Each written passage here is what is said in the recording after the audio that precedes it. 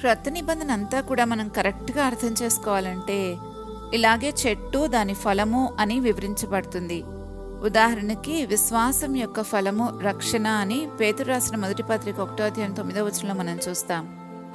వెలుగు యొక్క ఫలము మంచితనము, నీతి, సత్యము అని ఎఫెసీయులకు రాసిన పత్రిక 5:9 మనం చూస్తాం. ఆత్మ యొక్క ఫలము ప్రేమ, సంతోషం, సమాధానం, దీర్ఘశాంతం మొదలైనవని గలతీయులకు రాసిన పత్రిక 5:22 చూస్తాం. ఇలా మనకు ఫలం కనపడకపోతే ఆ చెట్టును గుర్తించలేం. అలాగే రక్షణ యొక్క ఫలము చెప్పనసఖ్యమైన మహిమాయుక్తమైన సంతోషము అని అక్కడే పేతురు రాసిన మొదటి పత్రిక 1:9 మనం చూస్తాం. దాన్ని రక్షణానందము అంటున్నాం. రక్షణ ఉంది గాని దాని ఆనందం లేకపోతే చెట్టు ఉంది గాని ఫలము లేనట్లే. ఫలము లేకపోతే ప్రభు వచ్చేసరికి పైన చెప్పబడినట్లుగా ఆ చెట్టు కొట్టివేయబడుతుంది. లేదా మత్తయి సువార్త 7:23 ప్రభు అంటారు, మీరెవరో నేనెన్నడూ మిమ్మల్ని ఎరగను అని. ఆ మాట అనిపించుకునే ప్రమాదం ఉంది.